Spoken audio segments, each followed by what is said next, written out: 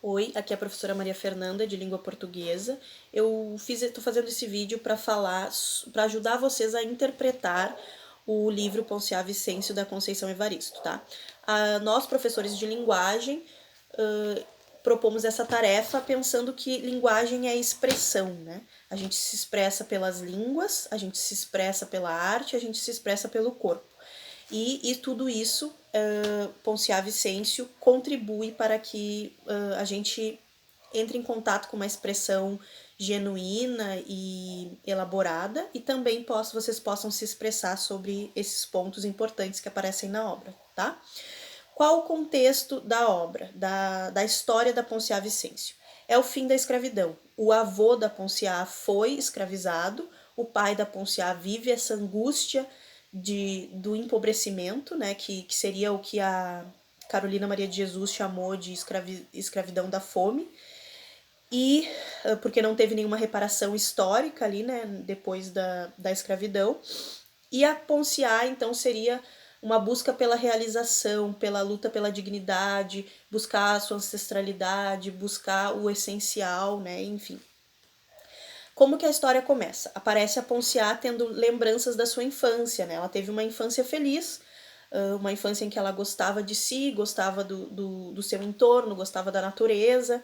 Ela lembra da sua relação com o arco-íris, da sua relação com o milharal, que ela via bonecas no milharal e tal.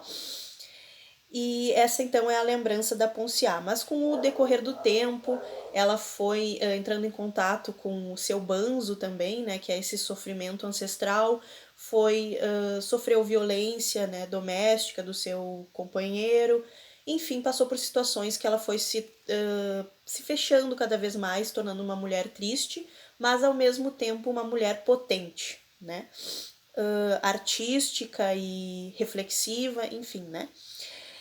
E a gente entra em contato um pouquinho com a mãe dela, que é a mãe fica um pouco angustiada de perceber talvez uma espiritualidade na Ponciá, uma semelhança com o avô que já faleceu e que ela teve pouco contato, enfim. Aí na página 15 a gente sabe um pouco sobre o avô. O avô é um ex-escravo, então, que chorava e ria muito. Essa eu acredito que seja a expressão dessa situação de ter sido um homem que sofreu tanta violência, né?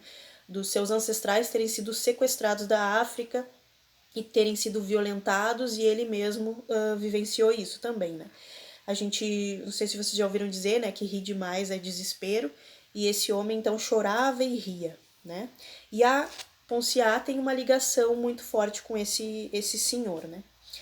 O pai, na página 16 e 17, a gente conhece um pouco do pai da Ponciá. Esse pai sente um ódio pelo seu pai, né, que é o avô da Ponciá, porque ele tá vivendo aquela angústia de, bom, eu não sou escravo, mas eu ainda estou numa situação como de escravo em relação aos brancos, à classe média, aos ricos, né?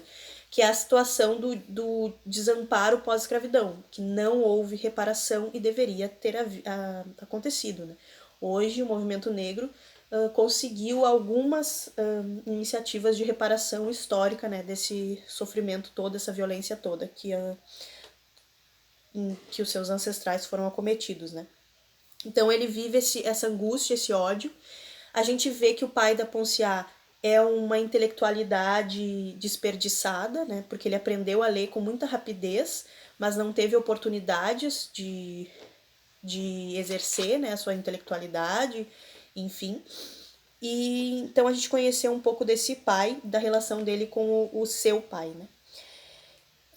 A gente, então, na página 18, aparece um questionamento da Ponciá sobre o seu próprio nome. Ela vive essa angústia desse nome que não representa, porque é um nome que ela recebeu dos senhores, né, de escravo. E isso é um ponto importante para a negritude, né? Voltar e pensar qual seria o seu nome lá em África se o seu povo não tivesse sido escravizado e violentado pela branquitude, né? Então, e o homem de Ponciá aparece lá na página 18 e 19, vivendo também essa angústia, né, de ser um homem cansado, um homem que sofre com as desigualdades sociais, com o trabalho com o trabalho pesado e tal, né, que também não tem acesso a uma vida digna, e ao mesmo tempo tem aquela mulher que é potente, mas que é fechada. Enfim, eles não conseguem, nesse primeiro momento ali da narrativa da Ponciá, eles não conseguem se ligar, né, se relacionar tão bem, e ele acaba violentando a Ponciá, né. E aí a gente vai saber mais sobre todas essas histórias no decorrer da leitura, mas vocês já conheceram aqui a Ponciá, o avô, a mãe, o pai e o marido. Então, a partir disso, vocês podem escolher um desses personagens e escrever uma carta, um cartão para esse personagem. O vídeo já está muito longo,